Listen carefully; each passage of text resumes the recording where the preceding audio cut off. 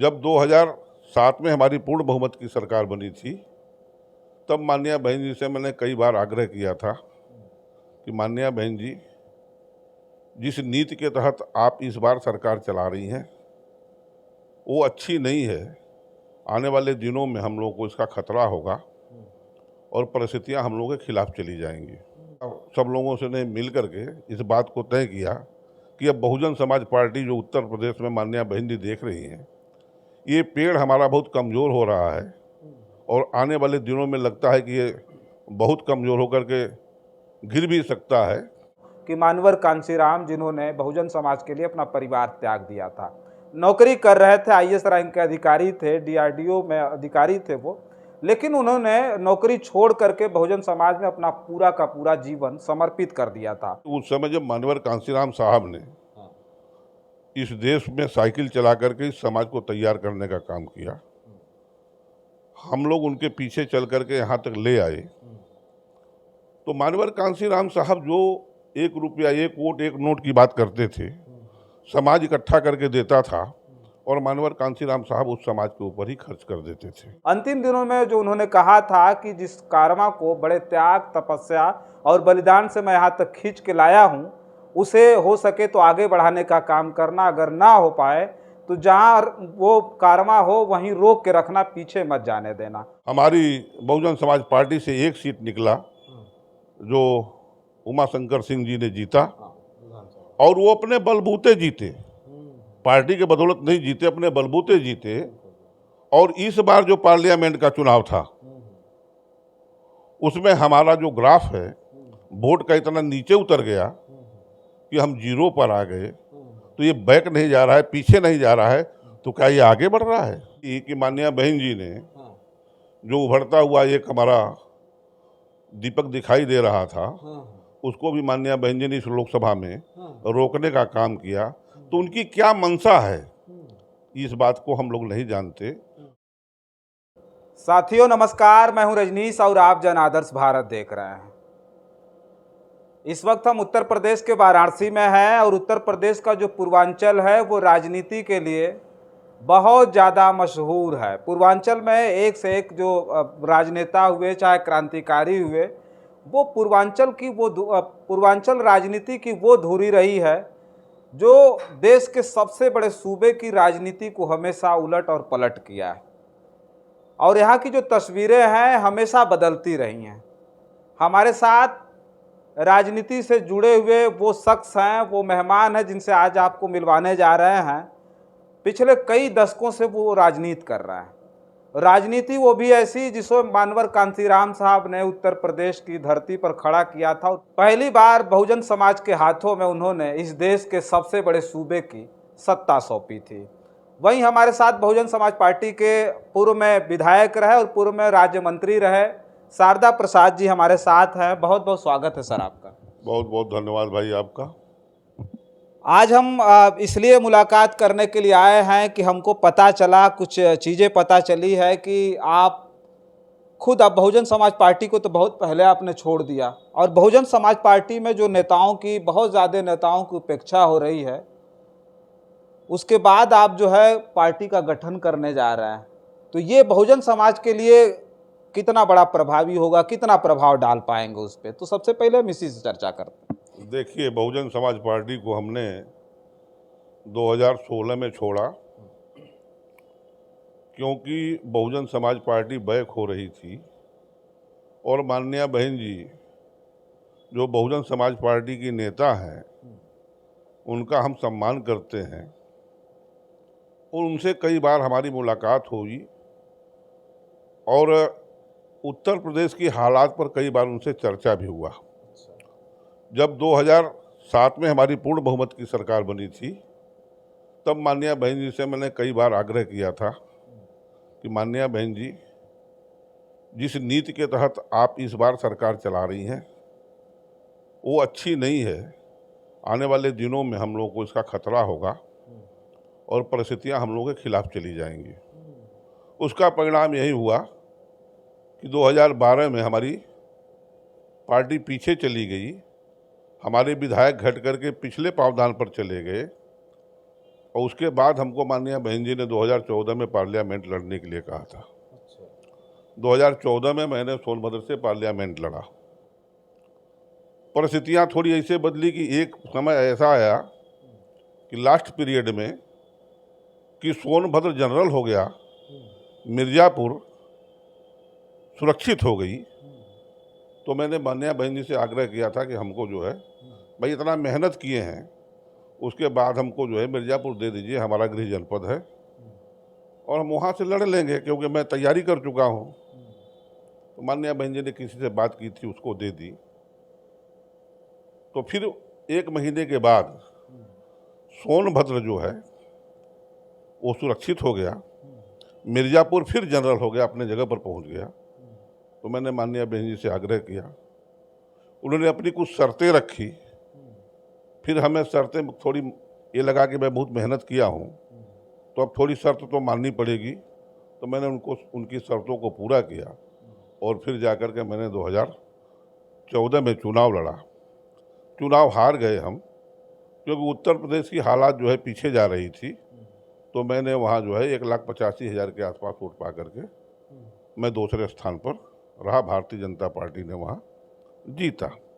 अच्छा सर, एक चीज़ हम ये जानना चाहेंगे, मानवर कांशीराम साहब ने बहुजन समाज पार्टी का गठन किया, वो बहुजन समाज पार्टी और आज के बहुजन समाज पार्टी में मतलब अंतर कितना दिख रहा है आपको? जो मानवर कांशीराम साहब ने बहुजन समाज पार्टी बनाया, आगे बढ़ाने का काम किया, और आज के बहुजन समाज पार्टी में कितना अंतर हो गया? क्या क्या अंतर हुआ वो भी बता दीजिए। देखिए, उस समय जब मानवर कांशीराम साहब ने हाँ। इस देश में साइकिल चला करके इस समाज को तैयार करने का काम किया, हम लोग उनके पीछे चल करके यहाँ तक ले आए। तो मानवर कांशीराम साहब जो 1 रुपया 1 वोट 1 नोट की बात करते थे, समाज इकट्ठा करके देता था और मानवर कांशीराम साहब उस समाज के ऊपर ही खर्च कर देते थे। आप जानते भी हैं कि मानवर कांशीराम साहब के पूरे देश में उनके नाम से कोई न जमीन थी, न कोई मकान था, न कोई बैंक बैलेंस था। लेकिन जब माननीय बहन जी ने आई तो 4 बार उत्तर प्रदेश की मुख्यमंत्री हुई, लेकिन उसके बाद भी टिकट को लेने में, कार्यकर्ताओं से कार्यालय के खर्चे के लिए, पार्टी फंड में जो धन की व्यवस्था ली जाती थी, इससे धीरे धीरे जो हमारे बहुजन समाज पार्टी के कार्यकर्ता थे वो पिछड़ते जाते थे, वो लोग हटते जाते थे। जैसे हम आपको बता दें कि जिला पंचायत का जो हमारी सबसे छोटी इकाई होती है, उसमें भी हमने जो देखा, हमारे कार्यकर्ताओं ने, जो लड़ने वाले हैं जिनके पास धन की व्यवस्था नहीं है, तो बेचारे छूट जाते थे, दूसरे लोग जो होकर लेकर के वो अपना काम कर लेते थे। तो इसलिए जो है नाराज होकर के ये चले गए। आज की परिस्थितियाँ इसलिए है कि जो कार्यालय के हमारे जिले के बॉडी है, हमारे प्रदेश की बॉडी है, जब कार्यक्रम में आती है, जिले की बैठक लेती है या विधानसभा की बैठक लेती है, तो उस समय न संगठन की बात होती है, न मिशन की बात होती है, न कैडर की बात होती है, न समाज की बात होती है। सिर्फ यही बात होती है कि भाई कार्यालय का खर्चा जो है आप लोगों ने फंडिंग नहीं जमा किया है, पहले इकट्ठा करके इसको पूरा करने का काम करिए, ये बात होती यही बात होती है। तो इसलिए जो है धीरे धीरे समाज हमारा थक गया और समाज को जो मिला वो मानवर कांशीराम साहब के नेक कमाई से मिला। माननीय बहन जी ने धीरे धीरे उसको दोनों हाथों से लुटाने का काम किया। अच्छा, ये मानवर कांशीराम साहब ने अपने अंतिम दिनों में ये कहा था, हमने भी सुना कि हमने पढ़ा है और जाना है इस बात को, कि मानवर कांशीराम साहब ने कहा था कि बड़े त्याग, तपस्या और बलिदान से मैं इस कारवां को यहाँ तक खींच के लाया हूँ, हो सके तो इस कारवां को आगे बढ़ाना, अगर नहीं बढ़ा पाना तो पीछे मत जाने देना। तो वो जो है जो कारवां है वो लग रहा है कि पीछे जा रहा है। देखिए, हम लोग उसी जुनून के आदमी हैं, जब लगता नहीं। आप सोचिए कि उत्तर प्रदेश में पिछली बार बड़े मेहनत से हमारी बहुजन समाज पार्टी से 1 सीट निकला, जो उमाशंकर सिंह जी ने जीता, और वो अपने बलबूते जीते, पार्टी के बदौलत नहीं जीते, अपने बलबूते जीते। और इस बार जो पार्लियामेंट का चुनाव था उसमें हमारा जो ग्राफ है वोट का इतना नीचे उतर गया कि हम 0 पर आ गए। तो ये बैक नहीं जा रहा है, पीछे नहीं जा रहा है, तो क्या ये आगे बढ़ रहा है? तो वो मान्यवर कांसीराम साहब की बात आपको समझ में आई, उस कारवां को रोकने का प्रयास करने जा रहा है। कारवा को रोकने की प्रयास नहीं, उसको जो रुका पड़ा हुआ है उसको आगे बढ़ाने के लिए हम लोग कदम उठाए हैं। और निश्चित रूप से मानवर कांसीराम साहब के मिशन को हम लोग दिल्ली तक पहुंचाने का काम करेंगे। नहीं, वो कहने का मतलब हमारा ये था कि वो बैक आ रहा है, अब पीछे आ रहा है तो उसको रोक करके फिर आगे बढ़ाना। जी जी जी।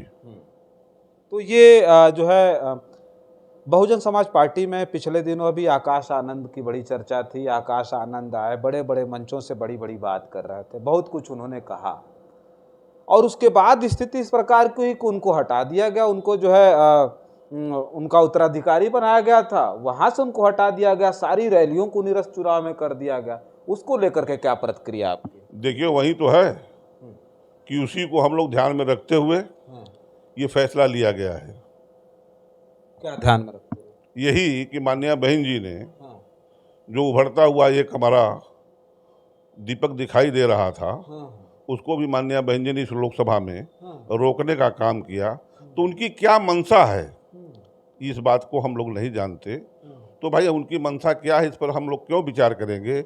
हम लोग कांसीराम साहब के मिशन को आगे बढ़ाने का विचार करेंगे और उसमें जो है पूरा तन मन धन लगा करके उसको आगे बढ़ाने का काम करेंगे। पार्टी का नाम सोच लिया आपने? अभी सोचा जाएगा। अभी तो हम लोग बहुजन समाज के तत्वाधान में विचार मंथन कर रहे हैं। फिर आने वाले दिनों में पार्टी का नाम भी आप लोगों को बता दिया जाएगा कि पार्टी जो है हमारा ये बहुजन समाज से ही जुड़ी हुई पार्टी होगी, क्योंकि बहुजन समाज का जो है ये बहुजन समाज मानवर कांसीराम साहब ने तैयार किया था। तो ये बहुजन समाज सभी समाज को जो लेकर के ये बना हुआ है, तो ये बहुजन समाज के हिसाब से ही होगा। तो वो आपकी पार्टी का भी पूरा ढांचा, पूरा जो विचार जो भी रहेगा वो मानवर कांसीराम साहब के हिसाब से होगा। अच्छा, जो उनका कैडर था, जो उनकी सोच थी, जो बाबा साहब ने कहा था, उसी विचारधारा पर हम लोग जो चलने का काम करेंगे। तो ये जो है पार्टी गठन के बाद बहुजन समाज के लोगों को क्या कहेंगे? जो बहुजन समाज के लोग तो अभी भी बीएसपी पर भरोसा कर रहे हैं, मायावती जी पर भरोसा कर रहे हैं। चंद्रशेखर रावण की बात अगर हम कर लें, चंद्रशेखर आज़ाद भी एमपी हो गए जो है नगीना सीट से, तो अब तो उनका भी जो है कद बढ़ा है राजनीति में, बहुजन समाज में उनकी भी एक पार्टी है। उसके अलावा आप पार्टी तैयार कर रहे हैं, तो बहुजन समाज के लोगों को क्या कहेंगे? क्यों आपके पार्टी से लोग जुड़ेंगे? देखिए बहुजन समाज के जो हमारे लोग हैं, जो मानवर कांसीराम साहब के साथ काम किए हैं, वो अभी लंबे समय से जो चल करके यहाँ तक आए हैं तो काफ़ी थक हार गए हैं, क्योंकि उनके खिलाफ काम हो रहा है। तो सभी लोग उत्साहित हैं और सब लोगों ने हम लोगों को ये वादा किया है, विश्वास दिलाया है कि फिर बहुजन समाज पार्टी को हम लोग बहुजन समाज को खड़ा करके एक सूत्र में बांध करके फिर हम लोग इस बात को आगे बढ़ाने का काम करेंगे। कि अगर वो इनकी मंशा वही होती कि नहीं हम जाकर के इस पार्टी में विधायक और सांसद बन जाते, तो आज भी विधायक जी हैं, आप 2022 के चुनाव में विधायक हो जाते, 2027 का चुनाव आ रहा है, 2024 का चुनाव बीता है तो विधायक और सांसद होते। लेकिन इन्होंने अपने समाज के बारे में सोचा, और उस बात को फिर मैं दोहराना चाहता हूं कि मानवर कांसीराम जिन्होंने बहुजन समाज के लिए अपना परिवार त्याग दिया था, नौकरी कर रहे थे, आईएएस रैंक के अधिकारी थे, डीआरडीओ में अधिकारी थे वो, लेकिन उन्होंने नौकरी छोड़ करके बहुजन समाज में अपना पूरा का पूरा जीवन समर्पित कर दिया था। अंतिम दिनों में जो उन्होंने कहा था कि जिस कारवां को बड़े त्याग, तपस्या और बलिदान से मैं यहाँ तक खींच के लाया हूँ, उसे हो सके तो आगे बढ़ाने का काम करना, अगर ना हो पाए तो जहाँ वो कारवां हो वहीं रोक के रखना, पीछे मत जाने देना। वो कारवां मैं बार बार अपने जब खबरों में कहता हूँ तो बहुत सारे लोगों को बुरा भी लगता है। वो कारवां कहीं ना कहीं पिछड़ता जा रहा है, जिसे बचाने की आवश्यकता है। तो हमारे साथ जो मंत्री जी हैं, पूर्व मंत्री शारदा प्रसाद जी हैं, उन्होंने बहुत बड़ा कदम उठाया है, और बहुजन समाज पार्टी के इतर वो बहुजन समाज पार्टी जिसमें अब विचारधारा धीरे धीरे खत्म हो रही है, पुराने नेताओं को एक एक करके बाहर का रास्ता दिखाया जा रहा है। आखिर क्यों ऐसा हो रहा है ये तो हमको पता नहीं है, लेकिन इसके पीछे जो मंशा है उसे आप लोग भी समझते हैं, और बड़े बड़े नेताओं ने भी अब पहचान लिया है।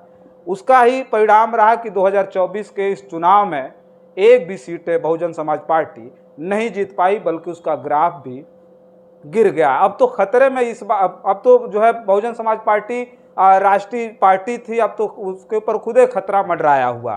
आने वाले समय में वो कहाँ जाएंगे इसका पता नहीं है, लेकिन इस बीच मंत्री जी ने जो कदम उठाया वो अलग पार्टी बना करके बहुजन समाज के लोगों को फिर से इकट्ठा करेंगे और फिर से मानवर कांशीराम साहब के तर्ज पर इस उत्तर प्रदेश में बहुजन समाज के लोगों के हाथों में सत्ता को सौंपने का काम करेंगे, प्रयास करेंगे। बस इस वीडियो में इतना ही। तमाम और खबरें लेकर के आपके बीच में हाजिर होंगे। खबर कैसी लगती है कमेंट बॉक्स में लिख करके बताइएगा। बहुत सारी खबरों के लिए बने रहें जन आदर्श भारत के साथ। बहुत बहुत धन्यवाद।